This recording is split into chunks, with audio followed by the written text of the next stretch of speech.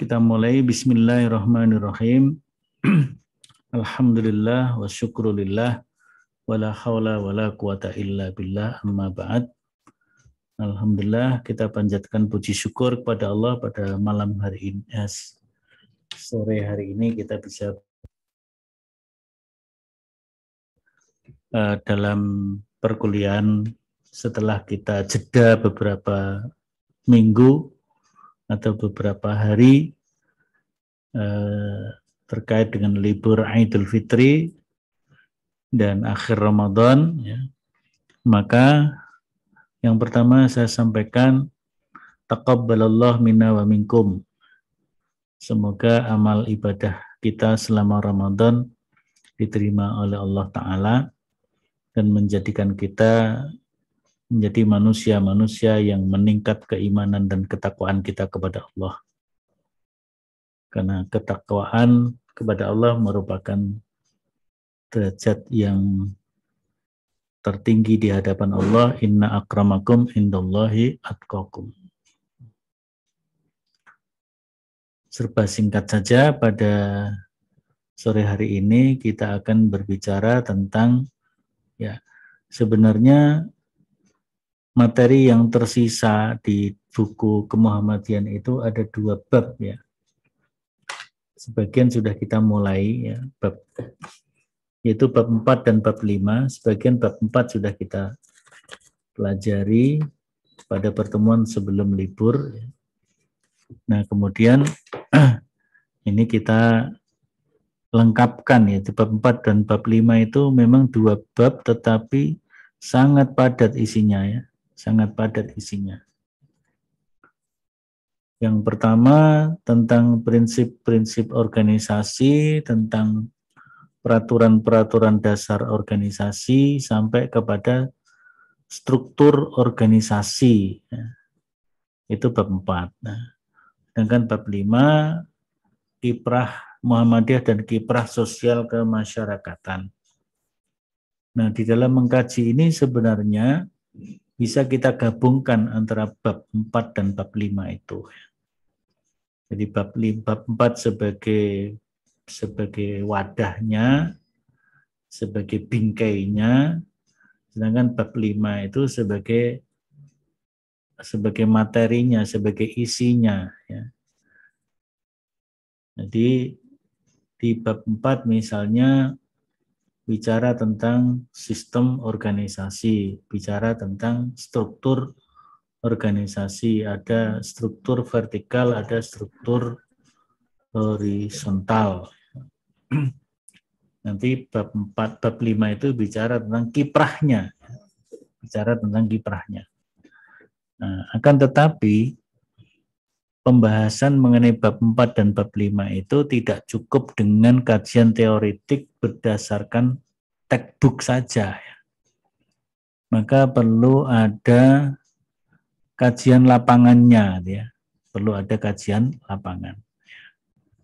Jadi katakanlah di sini, di buku ini, di bab 4 itu tentang prinsip, sistem, dan struktur organisasi serta rincian-rincian lembaga-lembaga yang ada di dalam Muhammadiyah. Kemudian bab 5, bagaimana lembaga-lembaga itu berkiprah sesuai dengan bidang-bidangnya, ya. Kalau di sini kiprah sosial itu ada kiprah dalam pendidikan, ada dalam penanggulangan bencana, ada dalam masalah sosial budaya, ada masalah ekonomi, ya. Bahkan juga ada masalah ghazul fikri, ya. Kemudian tentunya adalah kiprah-kiprah dakwah yang lainnya, ya. Kiprah-kiprah dakwah. Nah, maka kita harus menggunakan kacamata ini, penglihatan kita, kacamata ini sebagai alat untuk merekam, katakan, ya. Yang pertama kita merekam bab 4 dan bab 5 di sini secara teoretiknya. Kemudian setelah kita serap, ya, kita rekam, kita masuk dalam memori kita sebagai bingkai, sebagai kerangka, maka kita akan merekam kembali tidak dalam bentuk textbook, tapi text of reality atau ya realitas teks, teks yang ada di dalam realitas. Karena Muhammadiyah itu menghidupkan teks Al-Quran, menghidupkan teks hadis dalam bentuk langkah-langkah nyata ya, seperti misalnya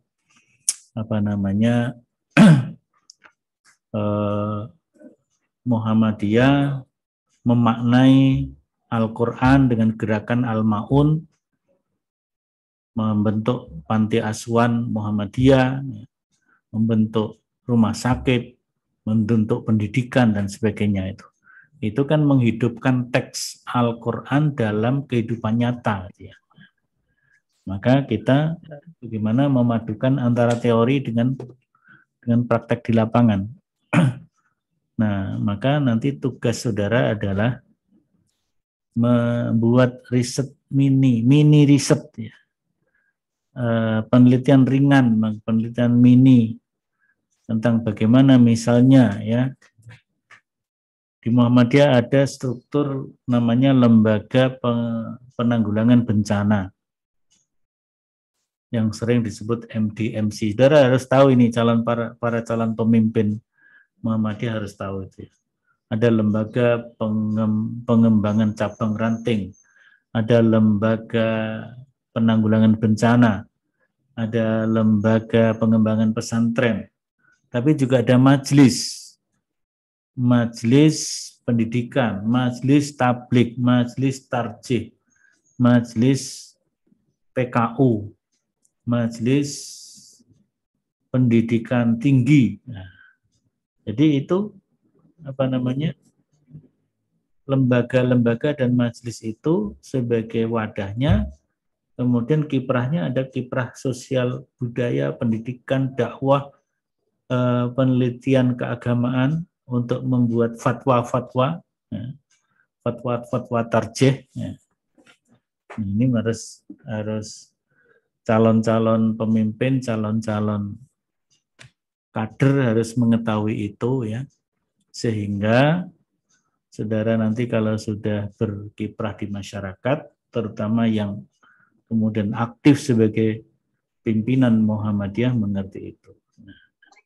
Nah, di dalam pengorganisasian Muhammadiyah itu ada yang disebut atau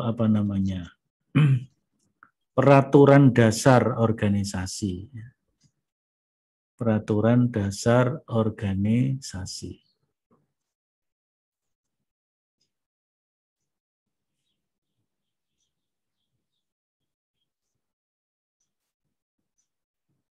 Ya, peraturan dasar organisasi.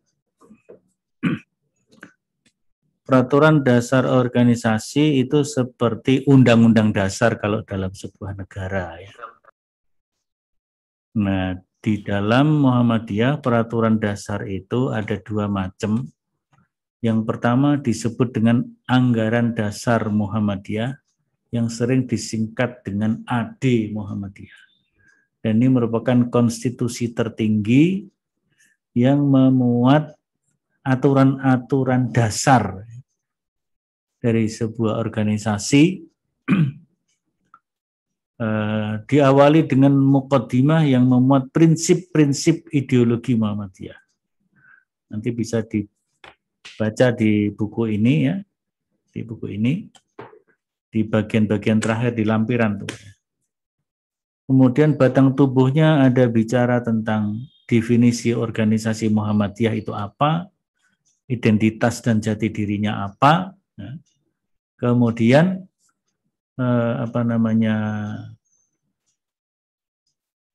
tujuan dan usaha-usaha yang dijalankan apa. Kemudian ada sistem keanggotaan, sistem organisasi, lembaga-lembaga, unsur pembantu pimpinan termasuk ortom, ya. Kemudian ada permusyawaratan dan rapat, jenis-jenis rapat, ya. Dan kekuatan keputusannya seperti apa gitu ya. Kemudian juga tentang keuangan, tentang kekayaan, harta benda, ya, laporan dan anggaran rumah tangga, Dan berikutnya adalah tentang kalau organisasi ini sudah tidak diperlukan, Muhammadiyah membubarkan diri, bagaimana persyaratan pembubaran itu ada. Tapi kalau belum perlu dibubarkan, masih perlu ya. Tapi mungkin karena perkembangan perkembangan zaman, perlu ada perubahan peraturan, perubahan anggaran dasar, maka juga ada ketentuannya. Yang kedua disebut dengan anggaran rumah tangga. Anggaran rumah tangga ini lebih operasional, lebih rinci. Kalau yang tadi anggaran dasar itu lebih konsepsional, ini lebih operasional. Meskipun nanti secara operasional masih perlu dirinci lagi oleh peraturan-peraturan yang lebih rinci lagi melalui keputusan pimpinan, ada SK, ya. Ada peraturan organisasi, ada macam-macam. Dan itu perlu dipahami oleh kader-kader muda Muhammadiyah yang nanti akan melanjutkan perjuangan bapak-bapak kita yang sudah semakin sepuh. Nah, jadi ini maka kajiannya tidak bisa hanya dengan teoritik saja. Maka harus memadukan antara teori dan praktek. Jadi nanti saudara boleh melaksanakan mini riset itu secara individual, sendiri-sendiri, boleh secara kelompok. Ya. Kalau secara kelompok maksimal dalam 3 orang saja. Ya.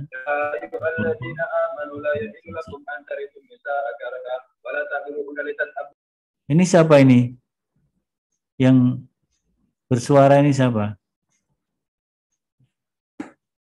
Ya, kalau enggak bicara di mute dulu ya, sambil memperhatikan, karena ini ada penugasan ya, ada penugasan. Penugasan mini riset ya, mini riset. Memadukan antara bab 4 dan bab 5 secara teoritik dengan realitas yang ada di lapangan. Ini kok lampunya mati ya.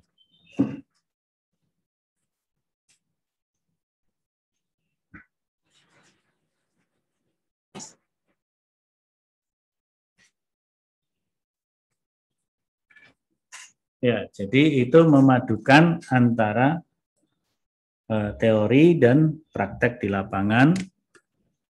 Saudara-saudara, misalnya ya, saya beri contoh saja. Ada lembaga penanggulangan bencana, misalnya. Jadi kiprah lembaga penanggulangan bencana di dalam menghadapi bencana gempa bumi di Malang Raya dan Blitar misalnya ya, yang terbaru kan itu ya, sekitar 2 minggu atau sebulan yang lalu itu gempa di Malang yang getarannya sampai di Solo bahkan ya, sampai di UMS terasa ya. Itu gempa yang di Malang. Kemudian sekitar dalam minggu ini mungkin 4-3 hari yang lalu itu di Blitar ya. Dan kita lihat di dalam beberapa media teman-teman MDMC Jawa Timur ya dan daerah-daerah yang terkait itu terjun di lapangan membantu masyarakat yang terdampak gempa, menyalurkan bantuan, bekerja sama dengan Lazismu. Jadi di sini kalau kita membuat riset ya, kiprah MDMC dan Lazismu dalam penanggulangan bencana gempa bumi di Blitar misalnya. Maka itu kita sudah sekaligus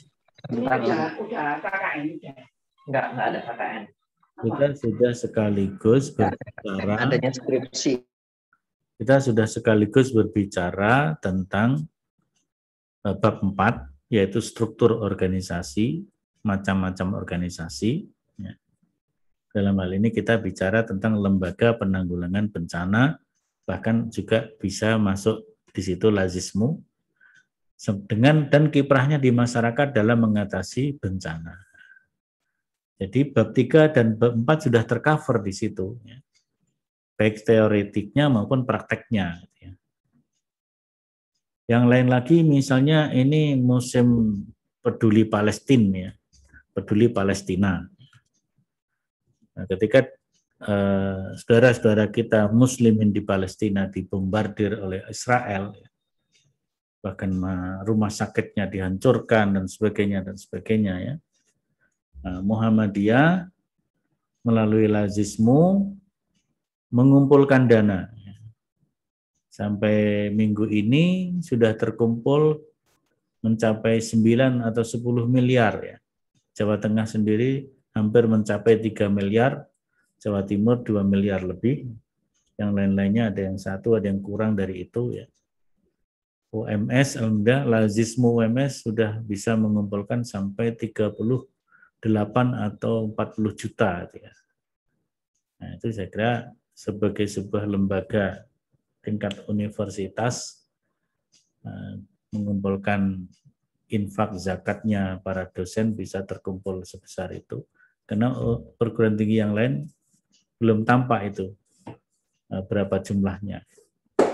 Nah, jadi Muhammadiyah peduli Palestina itu kiprah sosial masyarakatnya, tapi sekaligus menampilkan lembaga namanya Lazismu, mampu mengumpulkan dana sedemikian rupa untuk diperbantukan di masyarakat Palestina. Bahkan sebelumnya dulu umat Islam Indonesia, kumpulan dari ada Muhammadiyah, NU dan macam-macam, dikoordinasi oleh Majelis Ulama, bisa mendirikan rumah sakit Indonesia di Palestina. Jadi rumah sakit Indonesia di Palestina di daerah Gaza, Karena memang daerah Palestina yang masih tersisa dalam tanda petik adalah Gaza, jalur Gaza. Yang lainnya hampir dijajah, dikuasai oleh Israel ya, atau Yahudi Zionis Israel. Jadi ini sebenarnya kajian dari bab 4 dan bab 5 itu adalah bagaimana sebuah lembaga, misalnya lembaga pendidikan. Di situ misalnya bab 4 bicara majelis pendidikan dasar dan menengah. Maka kiprah majelis pendidikan dasar menengah dalam menangani lembaga pendidikan, misalnya lembaga pendidikan dalam bentuk SMP Muhammadiyah di mana? Silakan saudara menentukan. Silakan secara berkelompok, yang berdekatan berkelompok, boleh secara individual, membuat mini riset itu. Dan tahun-tahun yang lalu ada beberapa mini riset yang berhasil tampil menjadi the best presentation, ya. The best student presentation di namanya URECOL. URECOL itu University Research Colloquium yang dilaksanakan oleh jaringan perguruan tinggi Muhammadiyah di Jawa Tengah DIY, Jateng DIY. Salah satunya dulu ada Mas Bambang, ada Mbak Vida Nur Afifah, itu tampil di Stikes Muhammadiyah Pekalongan dan menjadi the best student presentation. Jadi presentasi terbaik untuk mahasiswa. Karena URECOL itu University Research Colloquium itu ada klaster mahasiswa, ada klaster dosen. Nah, yang mahasiswa dari IKT itu menulis tentang kiprah Muhammadiyah ya.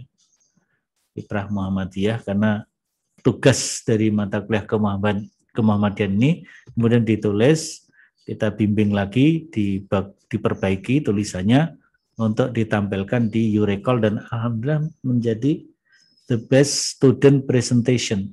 Jadi presentasi mahasiswa yang terbaik, yang mahasiswa, yang dosen tentu ada yang lain. Kita fokusnya di mahasiswa ini. Nah, jadi diharapkan nanti mudah-mudahan kalian bisa melakukan itu ya, Mas, misalnya Alifa Al-Kautsar ya, Mas Alif Al-Kausar, bagaimana Alif Kausar ini dari mana? Asalnya dari mana? Alif Al-Kausar.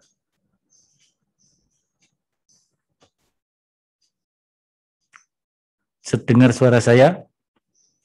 Alif Al-Kausar berasal dari mana?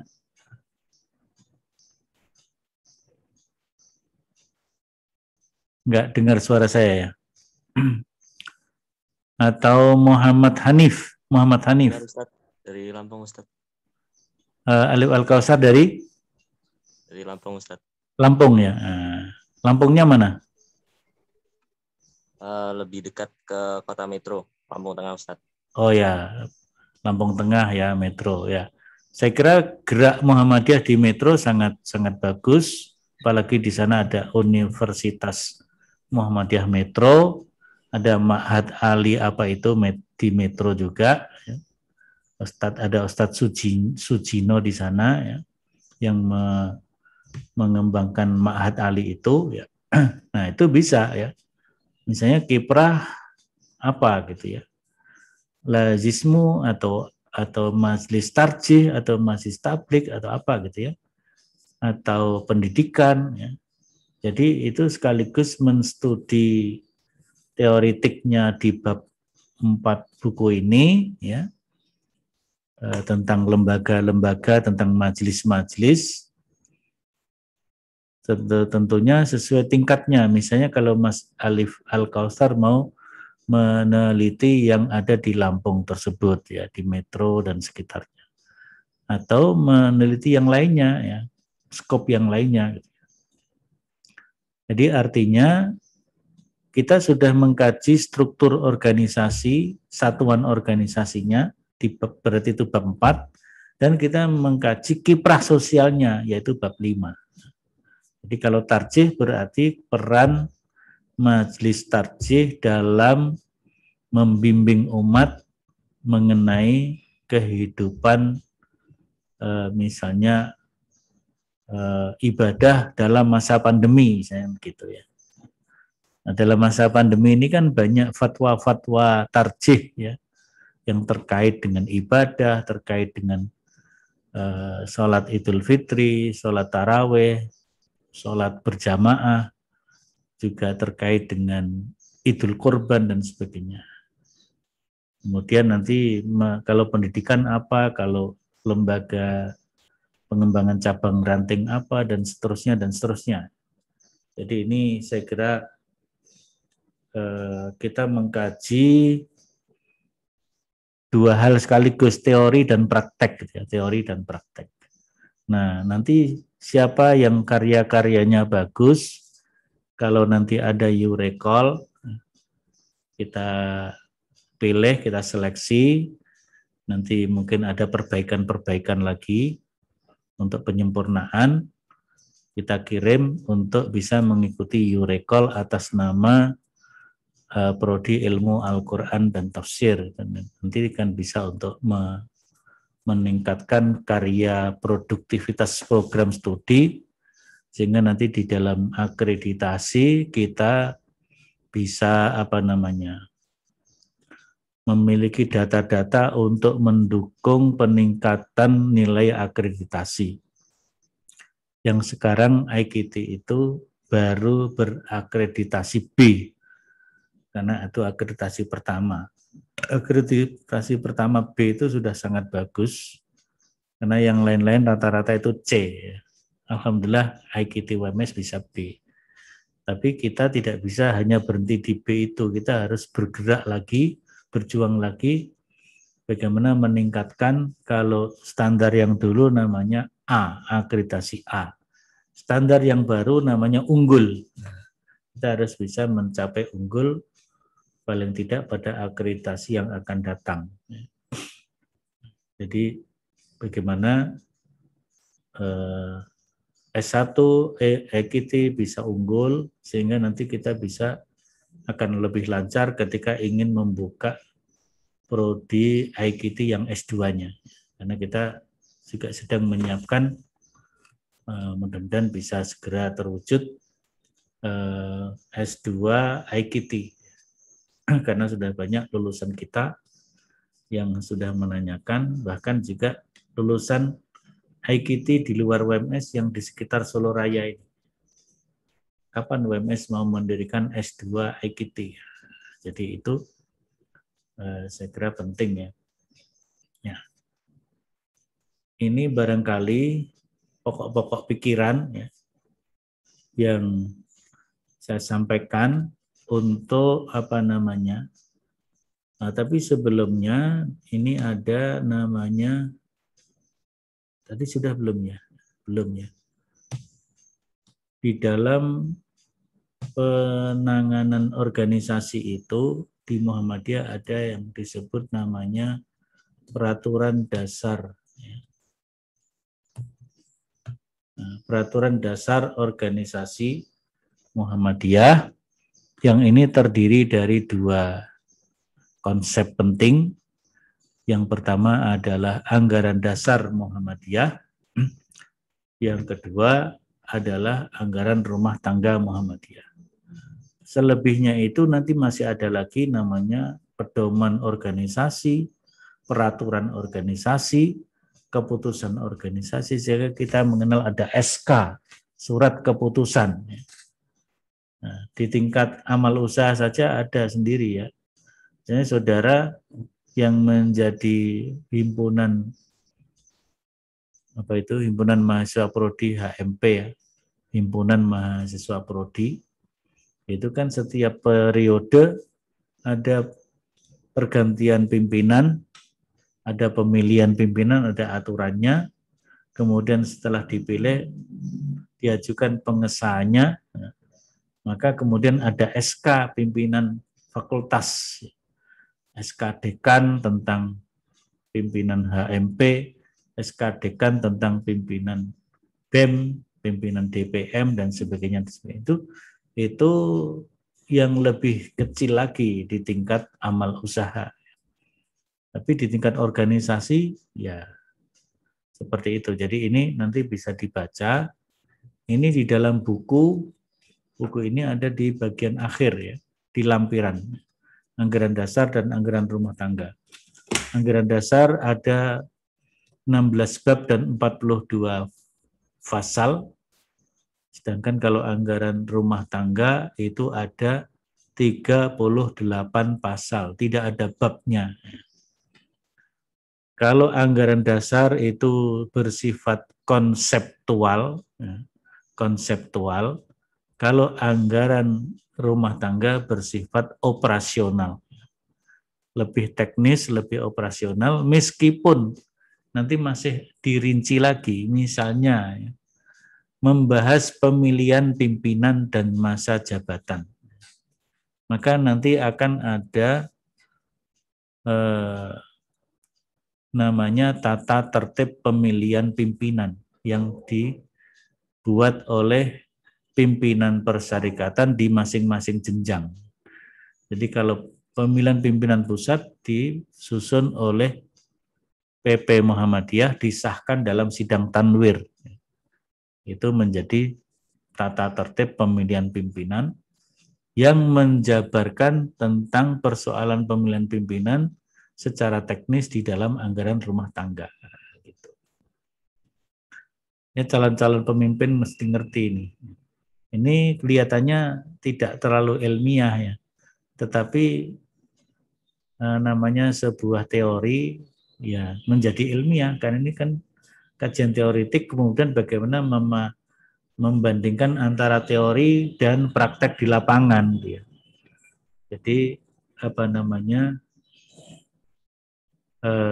saudara memadukan dalam riset, mini riset ini memadukan antara teori-teori yang ada di dalam textbook ini, dan mungkin juga tidak hanya di sini tentunya. Banyak sekali tulisan-tulisan jurnal ilmiah tentang Muhammadiyah yang bisa dijadikan bahan belajar ya, bahan belajar.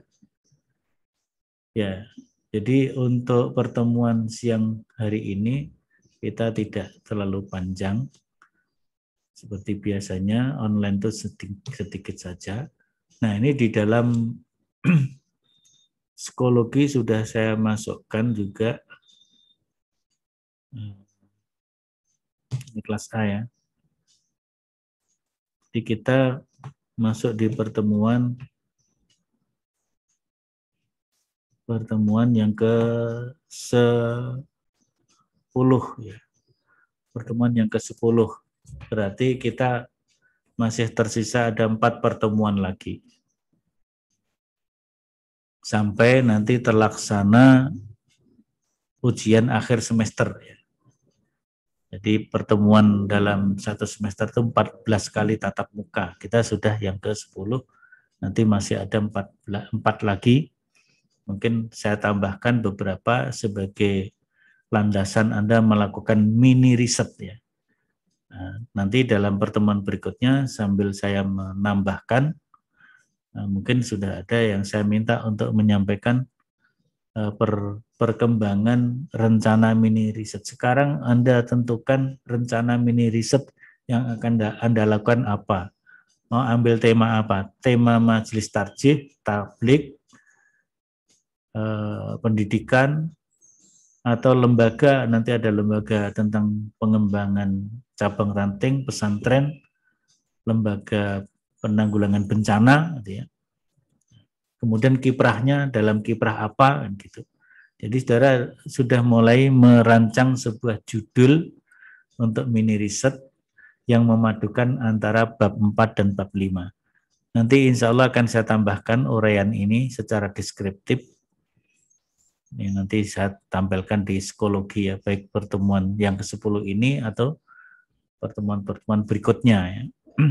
Sehingga saudara bisa menjadikan sebagai acuan untuk melakukan mini riset ya. Nah, sehingga nanti pada saat UAS saudara sudah bisa mengumpulkan hasil mini riset saudara baik secara individual atau secara kolektif, kelompok. Individual tentu hanya 1 orang, kalau kelompok maksimal 3 orang. Sehingga nanti saya akan seleksi mungkin mana-mana yang bagus untuk ditampilkan di Eurecall gitu ya. Di Eurecall. Ya, itu ya. Ini sebentar lagi udah masuk waktu asar. Kita cukupkan saja. Nanti tambahan-tambahan yang lain akan saya susulkan di psikologi. Silakan selalu memantau laman psikologi ini ya. Kemudian presensi juga sudah ada di psikologi, silakan diisi. Tapi saya mengingatkan ada tugas yang ketika Ramadan kemarin, mungkin kalau ada yang belum melaksanakan tugas, karena saya lihat kemarin baru sangat-sangat sedikit ya, belum mencapai 10% yang membuat, yaitu membuat eksekutif summary pengajian tablik akbar Ramadan di Masjid Sudal Rais. Nah, saudara masih bisa menyusulkan tugas itu dengan cara membuka YouTube-nya, ya. YouTube pengajian Pak Busro Muqaddas, pengajian Pak Din Samsudin, pengajian Pak Amin Rais, dan pengajian Mas Muhammad Restu Sugiarto atau Ustadz Cinta alumni FI kita ya. Materinya apa? Anda boleh merangkum 4 itu sekaligus, boleh memilih salah satu atau memadukan dua tablik akbar tersebut, misalnya antara Pak Din dan Pak Amin termasuk bisa digabungkan apa enggak. Kalau bisa gabungkan berarti meringkas dari 2 itu, atau Restu Sugiarto atau Pak Busro kan gitu. Atau mungkin yang cocok menggabungkan antara Pak Busro dengan Pak Amin gitu. Nah, jadi silahkan itu bagi yang belum, bagi yang sudah ya, tetapi kalau mau memperbaiki juga dipersilahkan. Jadi tugas yang lalu masih banyak yang belum membuat, saya minta untuk bisa dibuat dan diupload lagi. Nanti saya coba, saya lihat Anda bisa mengupload apa tidak. Kalau bisa, nggak bisa nanti saya buka biar saya buka los biar bisa tetap mengupload tugasnya ya. Kemudian kalau yang memadukan bab 4 dan bab 5 yaitu struktur organisasi dan kiprah Muhammadiyah, itu dalam waktu 1 bulan ya, dalam waktu 1 bulan, artinya dikumpulkan nanti pada saat pelaksanaan UAS, dan mungkin UASnya masih UAS juga, online UAS ya. Mudah-mudahan semester depan sudah bisa mulai blended learning antara online dan offline ya. Karena kemarin seluruh karyawan dan dosen UMS sudah divaksinasi. Tanggal 2 hari Jumat dan Sabtu kemarin ada vaksinasi massal yang dilakukan oleh PP Muhammadiyah kepada UMS. Kemudian itu sudah bisa menghambat perkembangan COVID, sehingga kuliah offline sudah bisa dimulai meskipun belum 100%. Ya. Saya kira itu untuk pertemuan kita hari ini. Nanti beberapa hal akan saya susulkan di psikologi dan saya informasikan di grup WA ke Muhammadiyahan. Kalau ada pertanyaan silahkan.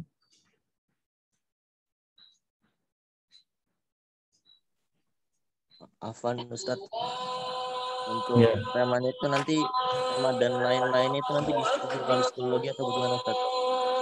Yang lebih detail.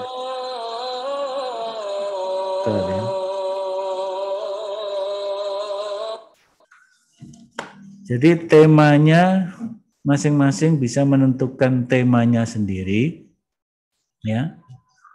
Misalnya, saudara mau meneliti tentang lazismu, ya, peran lazismu dalam kiprah peduli Palestina, misalnya gitu ya. Nah, itu bisa misalnya. Atau lembaga seni budaya dan olahraga yang kemarin juga baru saja meluncing filmnya, yaitu film film dua tokoh Kiai Hasyim Asy'ari dan Kiai Ahmad Dahlan. Nah itu bisa juga itu saudara melakukan istilahnya ringkasan review film ya, Nah, itu juga boleh dilakukan ya, melakukan review film dua tokoh karya dari lembaga budaya, olahraga dan seni, LSBO, Lembaga Seni Budaya dan Olahraga PP Muhammadiyah yang bekerja sama dengan Yayasan Pondok Pesantren Tebu Ireng. Nah, jadi bagus itu ya. Jadi kita sudah sekaligus mengkaji struktur organisasinya, tapi juga sekaligus mengkaji kiprahnya. Ya. Itu ya. Sementara itu nanti pertanyaan berikutnya boleh disampaikan secara tertulis via psikologi, boleh juga lewat WA group ya. Nanti saya juga akan tambahkan, dan juga di pertemuan-pertemuan berikutnya kita masih akan bertemu 4 kali lagi. Terima kasih. Kita akhiri dengan baca hamdalah. Assalamualaikum warahmatullahi wabarakatuh. Waalaikumsalam warahmatullahi wabarakatuh. Pak. Ya.